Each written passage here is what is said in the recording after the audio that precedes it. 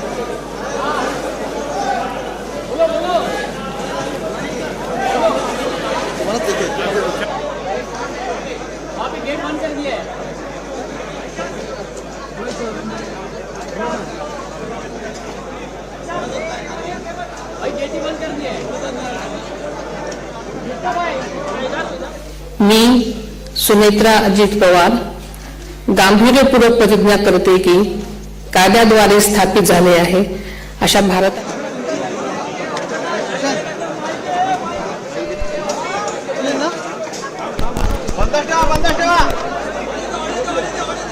बंदच ठेवा